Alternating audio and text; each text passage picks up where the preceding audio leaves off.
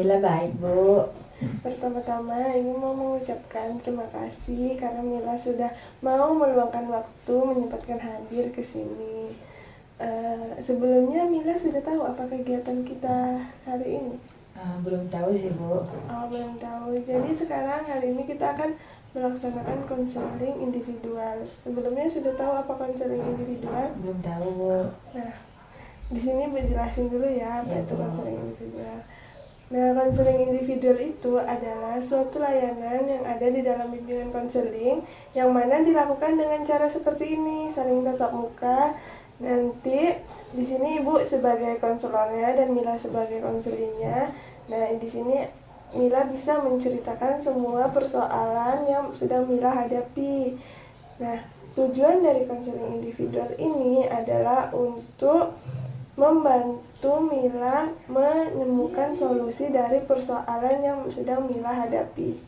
Nah, di dalam konseling kelompok ini ada yang namanya azas. Yang pertama itu azas kerahasiaan. Jadi, Mila kalau ingin bercerita dengan ibu terkait masalahnya, Mila tidak perlu ragu, tidak perlu takut, karena di sini ibu akan menjaga rahasia Mila.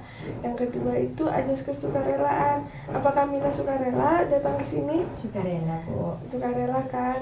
Nah, yang ketiga itu azas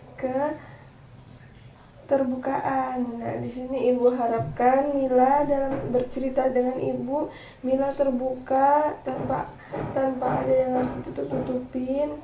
Yang terakhir itu adalah azas kekinian. Ibu berharap masalah yang Mila hadapi hari ini, yang Mila ceritakan pada ibu hari ini adalah masalah hari ini, bukan masalah yang dulu ataupun masalah yang 2 tahun yang lalu, tapi masalah yang hari ini. Nah, sekarang ada yang ingin ditanyakan Mila terkait dengan yang Ibu jelaskan tadi? Tidak, Bu. Nah, apakah Mila sudah siap untuk masuk ke kegiatan inti kita? Sudah, Bu.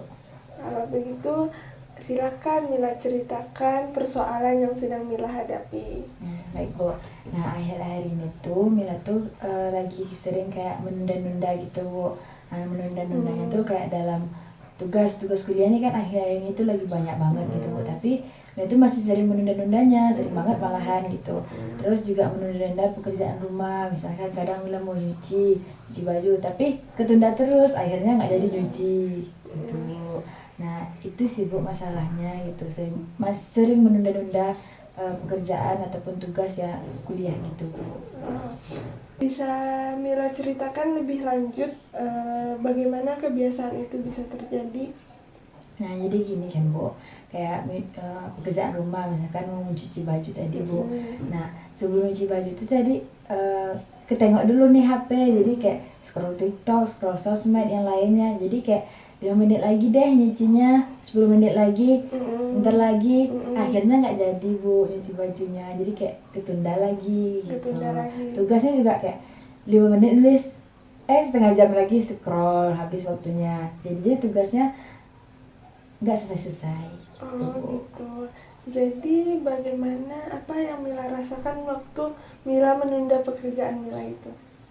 Awalnya sih biasa-biasa aja, Bu, senang-senang aja gitu kan, karena kan happy-happy aja tadi scroll TikTok ini itu. Tapi kayak kalau tugas kuliah tadi tuh kalau udah dekat deadline-nya Mila kewalahan sendiri, pusing sendiri karena banyak yang harus dikerjain gitu, Bu. Jadi tadi Mila merasa awalnya tuh perasaannya tuh senang, nyaman, aman. Tapi setelah deket deadline Mila merasa kewalahan, cemas gitu ya. Iya, Bu. Nah, apa yang Mila pikirkan waktu saat Mila menunda pekerjaan itu? Kayak nantilah, nunggu mood aja gitu. Kadang kayak gitulah, Bu, kayak pikirkan nunggu mood aja, waktu pun masih panjang, kalau sore pun masih bisa gitu, Bu. Siang pun masih bisa, besok pun masih bisa gitu, Bu. Oh gitu, Mila. Jadi Mila berpikir kalau misalnya waktunya masih panjang, kalau nggak nunggu mood. Nah, setelah Mila berpikir kayak gitu, tindakan apa yang Mila lakukan setelahnya? Nah, itu tuh biasanya kayak Mila tuh scroll TikTok tadi, Bu, gitu. Kalau nggak scroll TikTok, cerita-cerita dulu sama temen, akhirnya nggak jadi gitu Bu. Di sini Ibu simpulkan untuk sementara dulu ya. Iya, Bu. Jadi permasalahan yang sedang Mila hadapi itu adalah sering menunda-nunda pekerjaan, baik itu pekerjaan tugas ataupun pekerjaan rumah. Iya Bu. Terus perasaan Mila tuh awalnya Mila tuh merasa senang, aman, lalu kemudian Mila tuh merasa kewalahan karena dikejar sama deadline. Iya, Bu. Terus pikiran Mila berpikir saat Mila menunda-nunda pekerjaan itu, Mila berpikir kalau waktunya masih panjang ataupun tunggu mood dulu ngerjainnya. Iya, Bu. Nah, tindakan Mila saat menunda-nunda itu ya main HP, scroll TikTok ataupun ngobrol sama teman. Iya Mila? Iya Bu.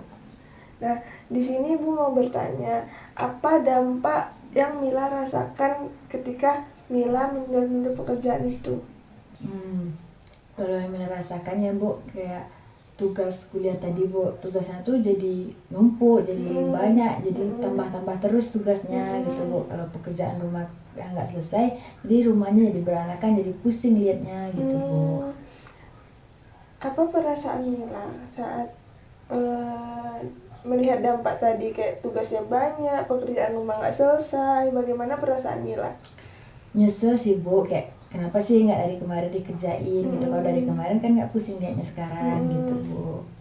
Terus kan Mila tuh merasa nyesel kan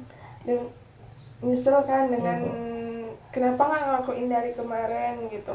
Nah, terus apa tindakan Mila setelah merasa menyesal itu? Biasanya kalau tugas itu kan Bu, karena dia udah numpuk, udah banyak, jadi kayak makin males jadinya Bu, nengoknya aja kadang udah males gitu Bu, jadi makin males ngerjainnya gitu Bu. Terus ngindar deh jadinya, nggak jadi ngerjain. Jadi di sini Mila punya pola yang kayak ada tugas, terus Mila menunda-nunda, habis menunda-nunda, terus Mila merasa nyesel, menunda-nunda, habis merasa nyesel, males lagi, menunda-nunda lagi, gitu Mila. Iya Bu. Baik Mila, di sini Ibu akan menyimpulkan sementara dulu.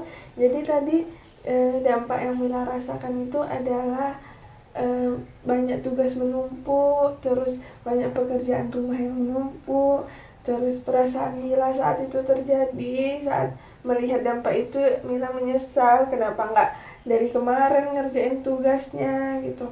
Terus perilaku Mila saat menyesal melihat tugas lagi, jadi Mila tambah malas, tambah tidak mau mengerjakan tugas gitu. Jadi polanya berulang terus ya Mila. Iya Bu. Nah, jadi apa penyebab Mila melakukan itu? Nah salah satunya tadi kan dari HP itu Bu, karena ke distract sama HP tadi. Terus kayak menurut Mila kayaknya Mila juga masih kurang nih dalam manajemen diri Mila, memanfaatkan waktu itu dengan baik. Kayak seharusnya Mila tuh mungkin kalau balik kuliah tuh istirahat sebentar, habis itu nyuci baju gitu, nanti habis maghribnya selesaiin tugas kuliah. Harusnya mungkin lebih baik seperti itu gitu Bu. Kayak manajemen dari diri Mila ini masih kurang ternyata gitu Bu. Menurut Mila, langkah apa yang akan Mila lakukan untuk mengubah perilaku Mila yang menunda ini? Manajemen diri sih Bu, kayak selanjutnya mungkin Mila bakalan buat jadwal kegiatan Mila hari ini apa gitu Bu. Bagus Mila akan membuat jadwal kegiatan Mila hari ini apa gitu, memanajemen diri Mila, bagus. Tapi menurut Mila, tantangan apa yang akan muncul saat Mila akan melakukan perubahan itu? Takutnya tuh nanti Bu, kayak rasa malasnya tuh muncul lagi gitu Bu, kayak nanti tunggu dulu deh ngerjain tugasnya, tunggu dulu deh ngerjain pekerjaannya gitu Bu, nanti aja deh gitu Bu. Nah, jadi kan tadi kan tantangannya Mila bilang kan nunggu mood dulu, nanti aja dulu gitu. Nah, menurut Mila, apakah semua hal yang kita lakukan harus nunggu mood dulu? Enggak sih Bu. Enggak kan? Mungkin itu yang perlu Mila ubah. Kayak Mila mungkin sering berpikir kalau Mila mau melakukan sesuatu, tunggu mood Mila terkumpul dulu. Mila mau melakukan mau ngerjain tugas, tunggu mood Mila berkumpul dulu. Mungkin di sini Mila bisa mengubah pola pikir itu nggak semua tugas itu harus nunggu mood. Kita bisa kok nyicil sedikit-sedikit agar perilaku Mila yang menunda itu tidak berulang kembali. Baik Bu, setelah ini bakalan Mila coba Bu untuk kalau ngerjain tugas tuh nggak harus nunggu mood dulu gitu Bu. Tadi kan Mila bilang kalau Mila akan langkah yang akan Mila mulai itu adalah memanajemen diri Mila gitu. Jadi memanajemen seperti apa yang akan Mila lakukan? Mila akan buat jadwal kegiatan Mila setiap harinya gitu Bu, apa yang akan Mila lakukan gitu Bu.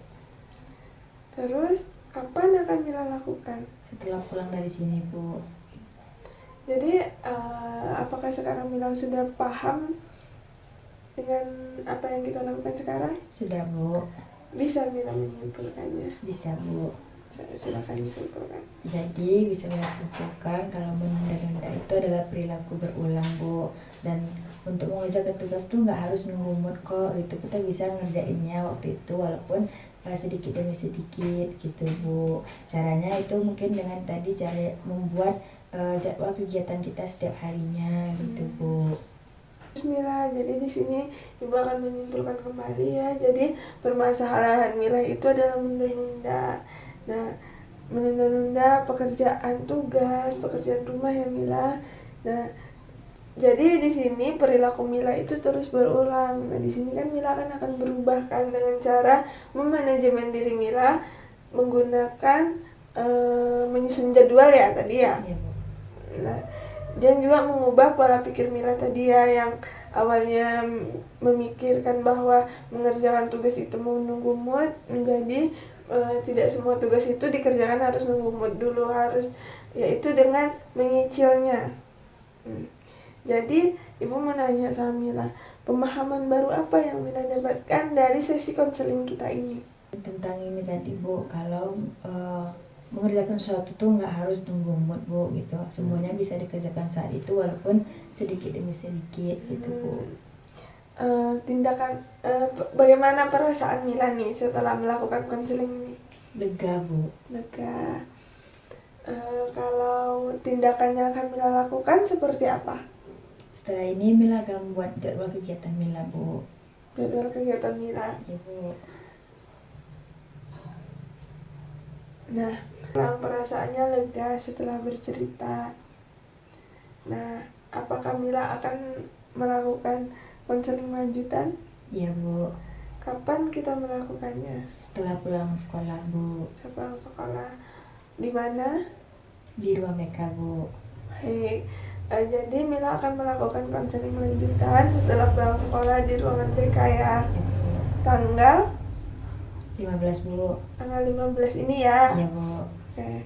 Yaudah, terima kasih Mila. Iya Bu, sama-sama Ibu. Semoga bisa berubah ya Mila. Amin. Terima kasih.